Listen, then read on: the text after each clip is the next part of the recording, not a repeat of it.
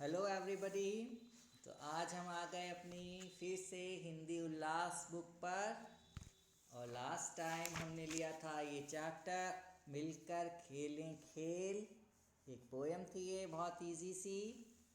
और 79 पेज पर चलते हैं, चलिए पहले फिर वहीं डिस्कस करते हैं ये। और इसमें मैंने कहा था फर्स्ट 6 लाइंस लर्न करनी है और नोटबुक में भी लिखनी है। और जो नेक्स्ट पेज पर ये कठिन शब्द आते हैं ना, शब्द अर्थ, ये तो आप लिखते ही हो।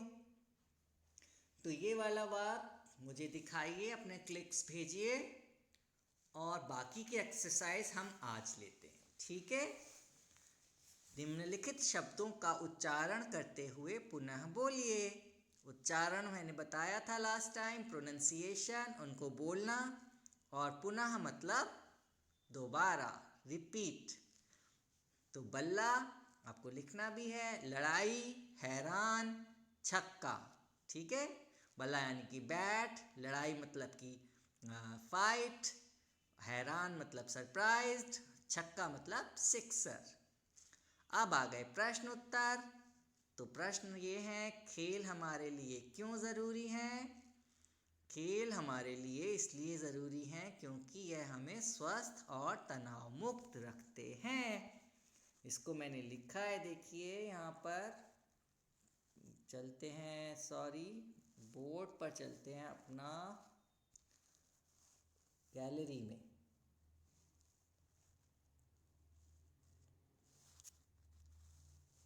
ये आ गया, ठीक है। खेल हमारे लिए इसलिए ज़रूरी हैं क्योंकि ये हमें, मैं लिखना भूल गया, हमें लिखिएगा ये के बाद, हमें स्वस्थ और तनाव मुक्त रखते हैं। स्वस्थ मीन्स हेल्दी, तनाव मुक्त मतलब स्ट्रेस फ्री, ओके। और दोनों भाइयों के नाम बताइए। दोनों भाइयों के नाम सोनू और मोनू थे। सोनू मोनू थे दो भाई, खेल खेल में हुई लड़ाई, है ना।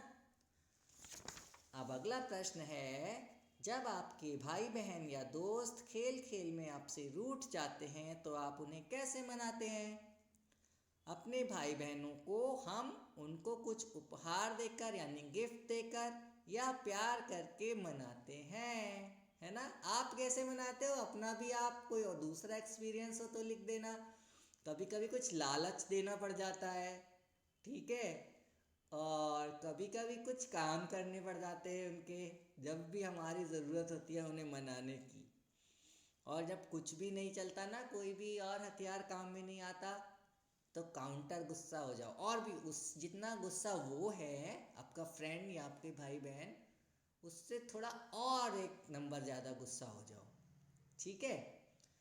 इसका एग्जाम्पल आपको पता है कहाँ से मिलेगा, मम्मी पापा की लड़ाई से। पापा थोड़ा सा गुस्सा हो जाते हैं तो मम्मी उनसे 4 टाइम्स गुस्सा हो जाती है, तो उल्टा हो जाता है, इस बार अब पापा मना रहे होते हैं। तो अपना एक्सपीरियंस भी लिख सकते हैं। अगला है प्रश्न, देखिए बड़ा प्यारा प्रश्न है। इस पे लिखा हुआ है हॉट्स, HOTS। पशु पक्षी कैसे और क्या क्या खेल खेलते होंगे। देखिए इधर आइए बुक पर, ये लिखा है ना हॉट्स, HOTS, पर्पल कलर के टैग लगा हुआ है। पशु पक्षी कैसे और क्या क्या खेल खेलते होंगे। तो हमें तो पशु पक्षियों का, एनिमल्स बर्ड्स का कुछ नहीं पता। तो ये हॉट्स है, high order thinking skills, right. तो ये तो कोई भी बात नहीं हुई थी, भाइयों के नाम क्या थे, उधर से पोएम पढ़ी समझ में आ गए भाइयों के नाम, है ना। जो जो उसमें चीज़ें थी वो तो इजी होता है आंसर करना। अब कुछ क्वेश्चन ऐसे होते हैं जिनमें उसमें तो नहीं थी, लेकिन आपको अपनी मेंटल एक्सरसाइज करनी पड़ती है, थोड़ी सी सोचना पड़ता है, थोड़ी क्रिएटिव थिंकिंग का भी यूज़ करना होता है, ठीक है। इनको जनरली लोग अवॉइड कर देते हैं, कहते हैं ये वाला क्वेश्चन छोड़ दीजिए, लेकिन ये ज़्यादा इंपॉर्टेंट क्वेश्चन हैं। तो इनका आंसर मैं जो लिख देता वो मैं अपने थिंकिंग से लिखता। और ये इसलिए नहीं बने, ये हर एक के अलग अलग होने चाहिए, ठीक है। तो हर कोई अपना अपना सोचेगा और लिखेगा कि, क्योंकि इसमें लिखा है खेलते होंगे, अपना गैस करना है आपको कि क्या क्या खेल खेलते होंगे, कैसे खेलते होंगे। तो उसमें बिल्कुल भी हिच वाली कोई भी बात नहीं है। आपके मन में जो आए वो आप लिख सकते हो। और क्योंकि लिखने में आंसर लंबा हो जाता है, क्योंकि इमेजिनेशन वाला है, थोड़ा सा थिंकिंग वाला है, तो आप बोल भी सकते हो, बोल के बता सकते हो। उसको छोटा करके मम्मी डैडी लिखवा देंगे, उसका बहुत छोटा कर देंगे, लेकिन जो रियल आंसर है, ओरिजिनल आंसर है, वो आपकी साइड से आना चाहिए। ठीक है। फिर अगर आप मुझे अपना ये ऑडियो भी भेजोगे या वीडियो भेजोगे कि सर मैं ऐसे सोचता हूँ कि ऐसे ऐसे खेलते होंगे, तो मैं उसमें अपना कुछ एडिशन होगा या कुछ एडिटिंग होगी, करेक्शन होगा, फिर मैं सजेस्ट कर सकता हूँ। लेकिन इनिशियल हिंट आपको देना है कि आप क्या सोच रहे होगे। ठीक है। सो अवॉइड ना करो इसको, ये ट्राई करना है। अब आप देखिए अगला है, दिए गए खेलों में कितने खिलाड़ी होते हैं। क्रिकेट में सबको पता है, ये तो है ना, 11 होते एक टीम में। लूडो मैक्सिमम 4 हो सकते हैं। बैडमिंटन इसमें 2 होते हैं और डबल का हो सकता है ये। ठीक है। तो लेकिन एक टीम में तो 2 ही होंगे मैक्सिमम, एक एक करके टोटल 2 हो गए, और 2 और 2 करके टोटल 4 हो सकते हैं। कैरम में 4, कबड्डी में 7। ठीक है। तो इनको आप लिखिएगा। सही विकल्प पर सही का चिन्ह लगाइए। बैट और बॉल किस खेल से जुड़ा है, ये तो आप खुद ही बताएंगे, इजी चीज़ें हैं। फुटबॉल खेलते हैं हाथ से, पैर से या बैट से। नेक्स्ट पेज ले लें। तो निम्नलिखित पद्यांश को ध्यानपूर्वक पढ़कर उस पर आधारित प्रश्नों के उत्तर लिखिए। तो खेल खेल में सोनू और मोनू क्या भूल गए। खेलते मिलकर दोनों भाई भूल गए अपनी लड़ाई। लास्ट लाइन देखिए, अपनी लड़ाई भूल गए, है ना। तो यहाँ पे अपनी लड़ाई लिख लीजिएगा छोटा सा सामने। सोनू ने मारा एक, क्या मारा सोनू ने, सबसे पहली लाइन में लिख दीजिएगा। रनों को बनता देखकर सब हैरान रह गए। सही या गलत। एक के बाद बनता रन एक, हैरान हो गए सारे देख। सेकेंड लाइन बिल्कुल सही। है ना। देखिए मैंने एक बार पहले भी शायद आपको बताया था, कुछ शब्द लिखे जा सकते हैं, बोले नहीं जा सकते। आधा का और पूरा का, इसको मैं अगर मुझे पढ़ना है ना, तो मुझे आ लगाना पड़ेगा शुरू में, अक, या जो बाद वाला का है उस पे आ की मात्रा या कोई और मात्रा लगानी पड़ेगी। का नहीं निकल रहा, शुरू में ज़रूर कुछ बोलना पड़ेगा, तभी ये आधा का निकलेगा मुंह से। तो एनीवे, ये तो थोड़े लैंग्वेज की साइंस है, उसको पढ़ोगे आप तब बाद में अच्छा से समझ में आएगा। तो ये हम इसे कहते हैं 1.5 का वाले शब्दों को चुनकर लिखिए, है ना। तो कौन कौन से आ रहे हैं इनमें, हक्का आ रहा है, बक्का आ रहा है, छक्का आ रहा है। एक एक्स्ट्रा लिख दीजिएगा तो मज़ा आ जाएगा। मेरे माइंड में आ रहा है लेकिन मैं बोलूँगा नहीं। हक्का, छक्का और बक्का तो आ ही रहा है ना इसमें, ऊपर लाइंस में। एक आपको एक्स्ट्रा लिखना है, कोई बात नहीं। चलते हैं नेक्स्ट। दिए गए नंबर 6, दिए गए द्वित्व व्यंजनों से बनने वाले दो शब्द लिखिए, है ना। तो 1.5 जिसे मैं बोल रहा था वो द्वित्व यहाँ पे वर्ड लिया गया है, द्वित्व। देखिए अल, मैं आ लगा के पढ़ रहा हूँ इसको, क्योंकि बिना आ के नहीं बोला जा सकता। अल, अट, अच, अक, अप और अज। ठीक है। कैसे कैसे बनाया इन्होंने, बल्ला हल्ला, ये डबल टा, डबल नहीं है, एक आधा एक पूरा है, 1.5 टा है। मिट्टी भट्टी, बच्चा सच्चा, धक्का छक्का। अब ये अप और अज वाले आपको बनाने है ना, 2 बनाइएगा। तो ये भी हो गया। अब आ रहा है हमारा अगला, श्रवण एवं वाचन अभिव्यक्ति। वो इतनी टफ हिंदी, कोई बात नहीं। अभिव्यक्ति मतलब एक्सप्रेशन, श्रवण मतलब सुनना, वाचन मतलब पढ़ना।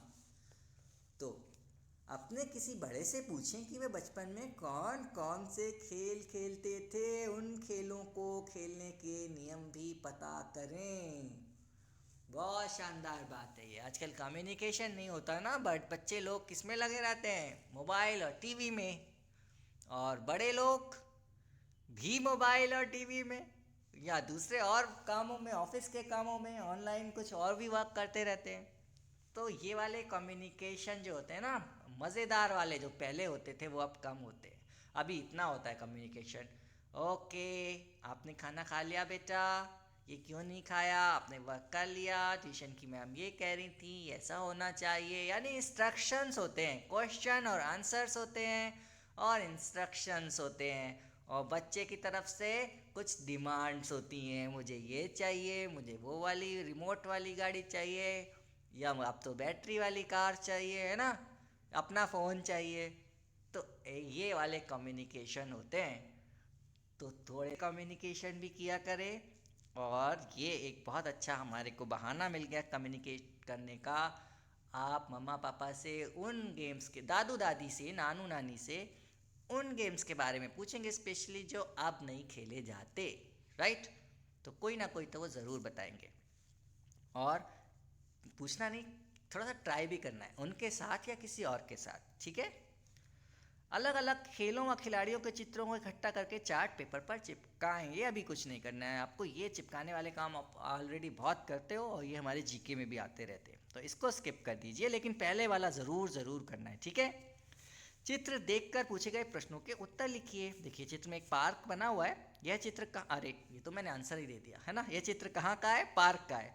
चित्र में क्या क्या दिखाया गया है, बस बोल दीजिए।